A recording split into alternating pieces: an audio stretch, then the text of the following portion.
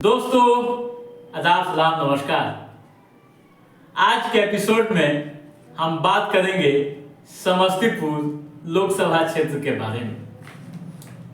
समस्तीपुर का चुनावी माहौल कैसे रोचक हो गया है और यहाँ कैसे एनडीए के दो बड़े नेताओं की प्रतिष्ठा दांव पर लग गई है,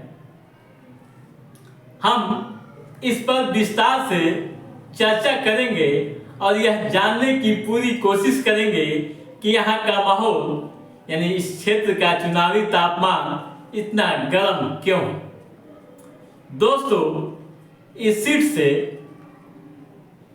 दो महत्वपूर्ण कैंडिडेट हैं, यानी मुख्यमंत्री नीतीश कुमार के मंत्रिमंडल के दो मंत्रियों के संतान यहाँ आमने सामने हैं। एलजेपीआर से शांभवी चौधरी डटी हुई हैं, जबकि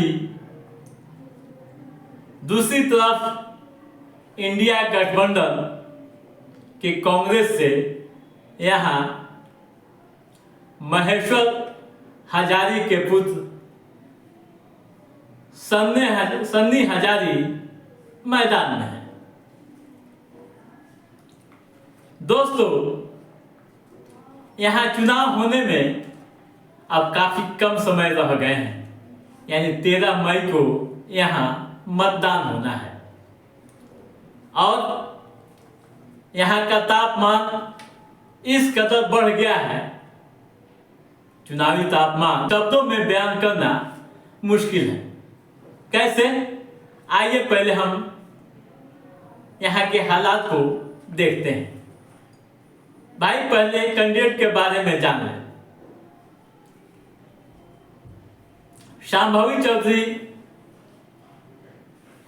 मुख्यमंत्री नीतीश कुमार के करीबी मंत्री अशोक चौधरी की बेटी हैं। इसके अलावा वह पूर्व आईपीएस ऑफिसर कुणाल किशोर की बहू भी है। ठीक है। वहीं दूसरी तरफ जो कैंडिडेट हैं सन्नी हजारे, वे मंत्री महेश्वर हजारी के पुत्र हैं। सन्नी एक बिजनेसमैन है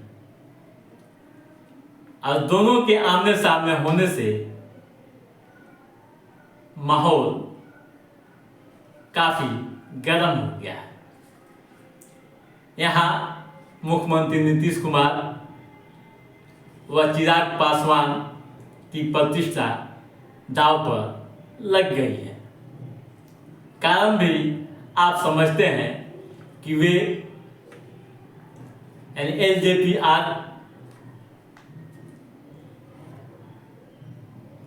प्रत्याशी के लिए लगातार कसरत कर रहे हैं, यानी लोगों से अपील कर रहे हैं, सभाएं भी यहाँ हो रही है और किसी भी तरह से इस सीट को जीतने का चैलेंज ले चुके हैं। दोस्तों, जो राजनीतिक गलियारों में चर्चाएं हो रही हैं और जो राजनीतिक पंडित बता रहे हैं उनकी माने तो यहाँ का माहौल वाकई काफी रोचक हो गया है।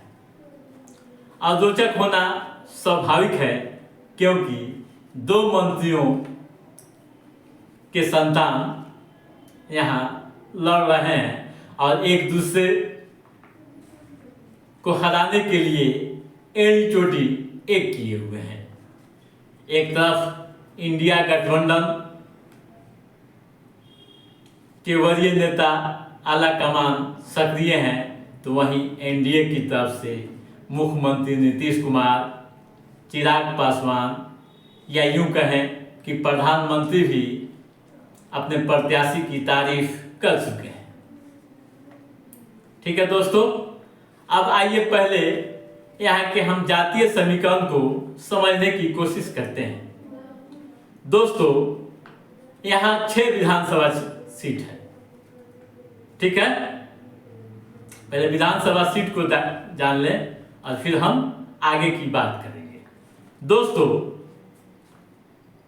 जो विधानसभा सीट है उसमें कुशेश्वर स्थान, हायाघाट, कल्याणपुर, वारिसनगर, समस्तीपुर व रोसेरा है।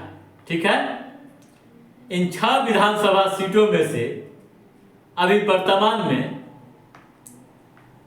3 पर जेडीयू का कब्जा है, जबकि 2 पर बीजेपी का और 1 पर आरजेडी का कब्जा है। ठीक है, अब आइए जातीय समीकरण को हम देख लें। दोस्तों, जातीय समीकरण की बात आती है तो बहुत तरह के ख्यालात भी आने लगते हैं। यहाँ कुशवाहा स्वर्ण 3.5 लाख है, जादव 3.25 लाख, मुस्लिम 2.5 लाख, ईबीसी व प्लस बैस भी 2 लाख वोटर्स हैं। इसके अलावा अनुसूचित जाति के पासवान भी हैं जो काफ़ी सक्रिय रहते हैं और इनका वोट भी निर्णायक होता है। ठीक है, यह हम जातीय समीकरण को समझ लिए। अब आइए पूर्व के लोकसभा चुनाव को भी हम एक नज़र में देख लेते हैं। दोस्तों, 2019 के लोकसभा चुनाव में एलजेपीआर के रामचंद्र राम की जीत हुई थी। उन्होंने कांग्रेस के अशोक कुमार को हराया था। ठीक है, वहीं 2014 के चुनाव की बात करें तो 2014 के चुनाव में भी एलजेपीआर के वही रामचंद्र राम की जीत हुई थी, जबकि अशोक कुमार हार गए थे। उस समय जेडीयू भी अलग चुनाव लड़ रही थी और उसके प्रत्याशी तीसरे स्थान पर रहे। ठीक है, अब आइए आगामी जो चुनाव की जो रणनीति यहाँ बन रही है, जो विश्लेषक कह रहे हैं, उस पर भी हम थोड़ी चर्चा कर लेते हैं। दोस्तों, एलजेपीआर के प्रत्याशी यानी शांभवी चौधरी के साथ भी कुछ प्लस फैक्टर है, जिसके लिए वे जानी जा रही है और बताया जा रहा है कि यही कारण है कि वो मजबूती से आगे बढ़ रही है। कौन सा फैक्टर है ये भी समझ लेना चाहिए। एक पढ़ी लिखी है,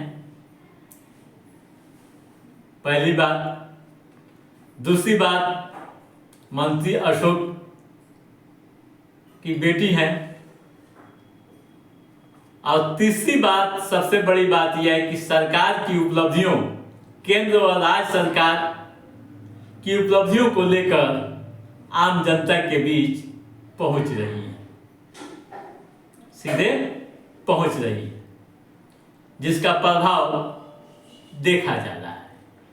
वहीं दूसरी तरफ जो दूसरे कैंडिडेट हैं, सन्नी हजारे, वो भी अपनी मिशन की ओर मजबूती से बढ़ते नजर आ रहे हैं। वे इंडिया गठबंधन की नीतियों के साथ चुनाव लड़ रहे हैं।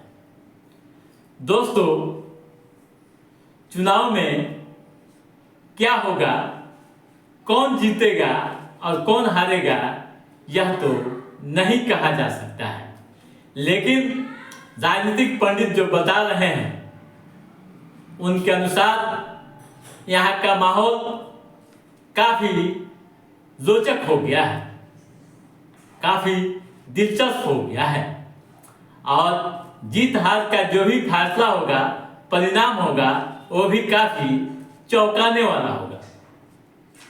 यानी कि पूर्व के चुनाव में जो अंतर हुआ करते थे जीत हार के, वे इस बार नहीं होंगे।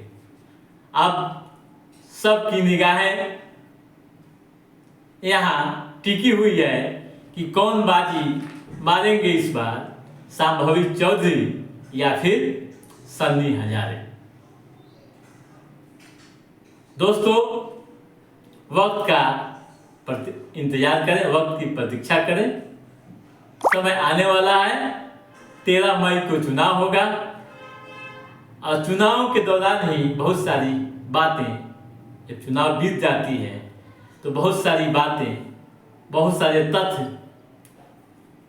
जो हैं वे सामने आ जाते हैं और जीत व हार का अंदाजा लगाया जा सकता है।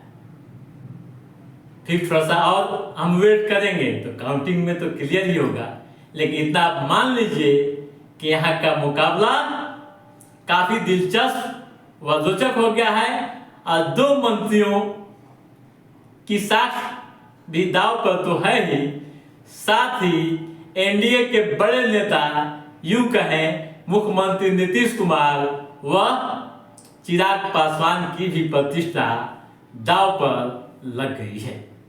तो दोस्तों, आज के इस एपिसोड में बस इतना ही। हमारा ये एपिसोड कैसा लगा आप लाइक और कमेंट करके हमें बताइएगा।